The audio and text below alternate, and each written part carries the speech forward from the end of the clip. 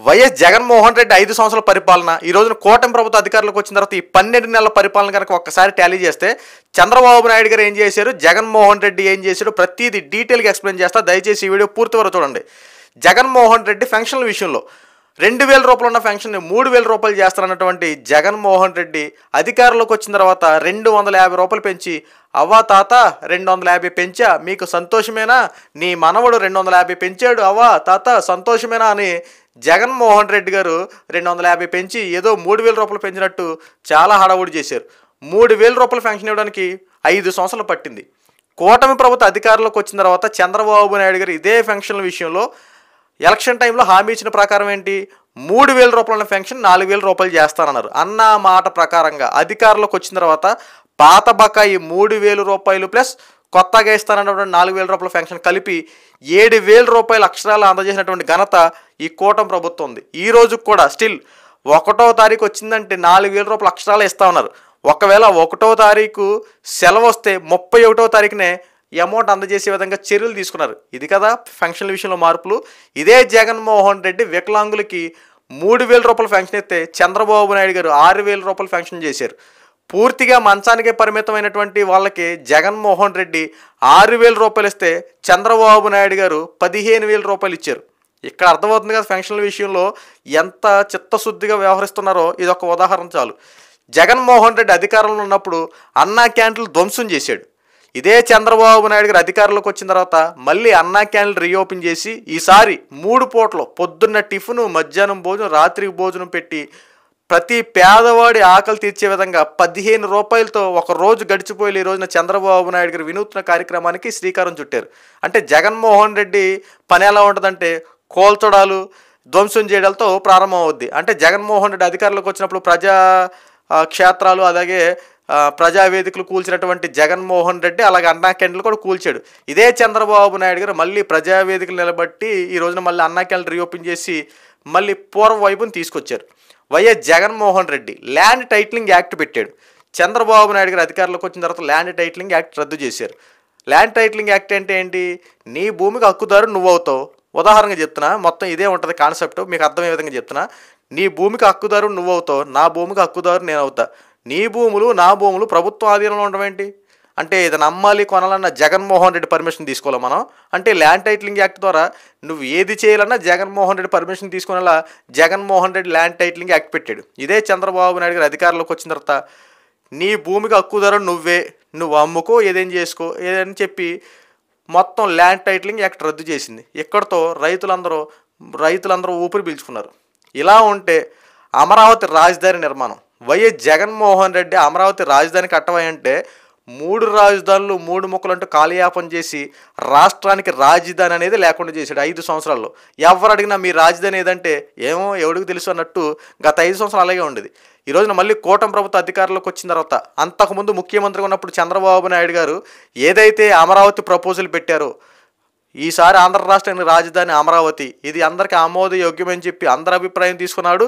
అప్పుడు ప్రతిపక్షంలో జగన్మోహన్ రెడ్డి ఉన్నాడు. అప్పుడు జగన్మోహన్ రెడ్డి గారు కూడా నాకు అమరావతి రాజధాని అంటే ఓకే అని చెప్పినటువంటి జగన్మోహన్ రెడ్డి అధికారంలోకి వచ్చిన తర్వాత 3 ముక్కలు 3 రాజధానులు అంటే కాలయాపన చేశాడు. ఇదే చంద్రబాబు నాయుడు గారు మళ్ళీ ముఖ్యమంత్రి అయిన తర్వాత అమరావతి రాజధాని పనులు మళ్ళీ పునఃప్రారంభించి ఈ రోజున రాజధాని పనులు శరవేగంగా పూర్తి చేయడానికి రంగం సిద్ధం చేశారు. ఇది సరిపోతుందా? ఇలా ఉన్న చంద్రబాబు నాయుడు గారు జగన్మోహన్ రెడ్డి పోలవరం ప్రాజెక్టుకి వెళ్తే జగన్మోహన్ రెడ్డి పోలవరం ప్రాజెక్టు కట్టవయ్యంటే అబ్బే 0.5% 10% తొందర ఎందుకన్నా అని చెప్పి ఒక ఇరిగేషన్ శాఖ మంత్రి అన్నాడు. మరొక ఇరిగేషన్ శాఖ మంత్రి ఈ పోలవరం పెద్ద సుదీర్ఘమైన ప్రాజెక్టు, దీన్ని ఏం చేయాలో మాకు అర్థం కావట్లేదు చెలుదులు దులిపేసినటువంటి మరొక ఇరిగేషన్ శాఖ మంత్రి. ఇక ఫైనల్గా జగన్మోహన్ రెడ్డి గారు ఈ అమరావతి రాజధాని కట్టాల్సింది మనం కాదు కేంద్రం కట్టాలి, రాష్ట్రానికి సంబంధం ఏంటంటూ మొత్తానికి చేతులు ఎత్తేసాడు. మళ్ళీ ఈ రోజున కూటమి ప్రభుత్వ అధికారంలోకి వచ్చిన తర్వాత మళ్ళీ పోలవరం పనులు మళ్ళీ రీస్టార్ట్ చేసి అక్కడ అప్పటికే డైఫ్రమ్ వాల్ దెబ్బతింది. ఆ డైఫ్రమ్ వాల్ని మళ్ళీ మొత్తం దాన్ని కొత్తది నిర్మించి అక్కడ ఇసుక మేళను కట్టేస్తే ఆ ఇసుక మేళను క్లీన్ చేసి ఈ రోజున మళ్ళీ అమరావతి రాజధాని పనులు శరవేగంగా పూర్తవుతున్నాయి. ఆంధ్రలో జీవనాడిగా చెప్పుకునే ఈ పోలవరం ప్రాజెక్ట్ని మొత్తం పక్కన పడేశారు. మళ్ళీ ఈ రోజున పోలవరం ప్రాజెక్ట్ని పునఃప్రారంభించి ఈ రోజున అడుగులు ముందుకేసే విధంగా చర్యలు తీసుకున్నారు. ఇది కాస్త పక్కన పెడితే జగన్మోహన్ రెడ్డి గారు అధికారంలో ఉన్నప్పుడు రైతులను ఆదుకునే విధానం అని చెప్పి చాలా బాగా చెప్తా ఉన్నాడు. రైతుల కోసం రైతు భరోసా వేసేవాడు, అది సంవత్సరానికి ఒకసారి పడేది, అందులో కూడా కోతలు విధించేవాడు, రకరకాలుగా చేసేవాడు. ఇదే చంద్రబాబు నాయుడు రైతుల పక్షాన ఈ రోజున పంట పండిన పంటకి కేవలం 24 గంటలను వాళ్ళ అకౌంట్లో డబ్బులు జమ అయ్యేలా చంద్రబాబు నాయుడు గారు చర్యలు తీసుకుంటా ఉన్నారు. గతంలో పంట అమ్మాలంటే ఆన్లైన్ అవ్వాలి. ఫర్ ఎగ్జాంపుల్ ఏలూరు అనుకోండి, మాది ఏలూరులో కనుక నేను పంట ఇక్కడ కోసి దాన్ని ధాన్యం అంతా పట్టి ఆన్లైన్ చేయించాను అనుకో, ఫర్ ఎగ్జాంపుల్ నా పంట జంక్షన్ వచ్చినా, లేదంటే విజయవాడ వచ్చినా, లేదంటే ఈ చుట్టుపక్కల గుడివాడ వచ్చినా, లేదంటే అమలాపురం వచ్చినా, ఏటు వచ్చినా సరే నీకు ఆన్లైన్ ఎక్కడైతే ఏ మిల్లుకి అయితే ఆన్లైన్ అవుద్దో అక్కడికి వెళ్ళి నువ్వు అమ్మాల్సిందే. ఆ ట్రావెలింగ్ ఖర్చులను నువ్వే పెట్టుకోవాల్సిందే. ఇలాంటి వినూత్న కార్యక్రమాలన్నీ జగన్మోహన్ రెడ్డికి ఐడియాలు వస్తాయి. ఎందుకంటే ప్రజలు నష్టపోయినా ఏది నష్టపోయినా జగన్మోహన్ రెడ్డి పట్టించుకోడు కాబట్టి జగన్మోహన్ రెడ్డి విధానం అంతా అదే. ఈరోజు చంద్రబాబు నాయుడు గారు ఈ ఆన్లైన్ సిస్టమ్ తీసి 24 గంటల్లోనే నీ రైతుకు డబ్బులు పడిపోయేలా ఈరోజు చర్యలు తీసుకుంటా ఉన్నారు. అలాగే రైతు నష్టపోయాడు. మొన్న వరదలు వచ్చినప్పుడు, విజయవాడలో వరదలు వచ్చినప్పుడు చుట్టుపక్కల ఉన్నటువంటి వరదల్లో కొంతమంది పంటలు వేశారు. ఆ పంటలు నష్టపోయిన రైతులకి హెక్టార్కి 25,000 రూపాయలు ఇచ్చి ఆదుకొని కనీసం ఏదో చేదోడు వాదోడుగా కాస్త 25,000కి సహాయం చేసి రైతులకు అండగా నిలబడ్డారు. ఏది మంచి ప్రభుత్వం, ఏది ముంచే ప్రభుత్వం మీకు అర్థమవుతుంది. ఈ రోజున వైఎస్ జగన్మోహన్ రెడ్డి రైతుల పక్షాన్ని ఎంత బాగా ఆలోచించాడో, ఈరోజు చంద్రబాబు నాయుడు గారు రైతుల పక్షాన్ని ఎలాంటి నిర్ణయాలు తీసుకుని వెంటనే అవలంబించే చర్యలు తీసుకున్నారు ఒకసారి టాలీ చేసుకోండి. చంద్రబాబు నాయుడు అధికారంలో ఇచ్చినటువంటి హామీ ప్రకారంగా 3 సిలిండర్లు ఈసారి అందరికి అందజేసే విధంగా చర్యలు తీసుకుంటున్నారు దీపం పథకం కింద. ఈ రోజున జగన్మోహన్ రెడ్డి వ్యవహరించే తీరేంటి? జగన్మోహన్ రెడ్డి అధికారంలో ఉన్నప్పుడు ఇసుక గురించి ఒకసారి ఆలోచిస్తే, ఇసుక దొరకాలంటే చాలా కష్టతరంగా ఉండేది. టన్ను 20,000, 30,000, 40,000, 50,000. అబ్బో, బ్లాక్లో ఎంత దారుణంగా ఉండేంటి రేట్లు. ఒకవేళ ఇసుక దొరికిందనుకో, ఓరినమ్మ ఈడు అదృష్టవంతుడురా బాబు, వీడికి ఇసుక దొరికిందిరా అన్నటువంటి రోజులు అప్పుడు అవి. ఈ రోజున చంద్రబాబు నాయుడు గారు అదే ఇసుక పాలసీ, ఉచిత ఇసుక పాలసీని పెట్టి ఈ రోజున నీకు ఎంత ఇసుక కావాలో తీసుకెళ్ళు. నువ్వు లారీలో తీసుకెళ్తావో, ట్రాక్టర్లో తీసుకెళ్తావో, ఎద్దుల బండిలో తీసుకెళ్తావు, నెక్స్ట్ వచ్చింది తీసుకెళ్ళు. నీవు మంచి కోసం ఉపయోగిస్తే తీసుకెళ్ళు. ఒకవేళ నేను దారిలో ఎవరు ఇబ్బంది పెట్టకుండా, నిన్ను ఎవరేమనకుండా చర్యలు తీసుకుంటా ఉన్నారు. అలాగే నువ్వు ఎంత తీసుకెళ్ళినా సరే దానికి సంబంధించిన లోడింగ్ చేస్తారు, వాళ్ళు వేస్తారు. వాళ్ళ ట్రావెలింగ్ ఖర్చులు వాళ్ళు ఇచ్చుకోవాలి తప్ప ఇక్కడ ఎవరు ఇసుక మీద వెనక డబ్బులు వసూలు చేసే పనులు ఏం పెట్టుకోకుండా ఈ రోజున ప్రతి పేదవాడికి ఉచిత ఇసుక అందేలా ఈరోజు చంద్రబాబు నాయుడు గారు చర్యలు తీసుకున్నారు. ఈ రోజున భవన నిర్మాణ కార్మికులు చూడండి, ఈ రోజున చేతుల పని వాళ్ళకి పుష్కలంగా ఉంది. మళ్ళీ భవన నిర్మాణ కార్మికుల యొక్క పనితనం కనబడతా ఉంది. సంతోషంగా టాపింగ్ మేస్త్రుల దగ్గర నుంచి ప్లంబింగ్ వర్కులు, పెయింటర్లు అందరూ ఈరోజు సంతోషంగా వర్కులు చేస్తున్నారంటే ఒకసారి చూడండి. ఇదే చంద్రబాబు నాయుడు గారు అధికారంలో ఉన్నప్పుడు రైతుల పక్షాన్ని ఎలాగ ఆలోచించారో, సామాన్య ప్రజల దగ్గర నుంచి ఎలా ఆలోచించారో ఒకసారి ఆలోచించండి. కేవలం ఇది 12 నెలల్లోనే చంద్రబాబు నాయుడు గారు చేసిన పనులు. వైఎస్ జగన్మోహన్ రెడ్డి 5 సంవత్సరాలు అంతసేపు పథకాలు ఇచ్చేసే ప్రజలను ఆదుకుంటానని చెప్పి మాట్లాడాడు తప్ప ప్రజలకు చేసిందంటే ఏముంది?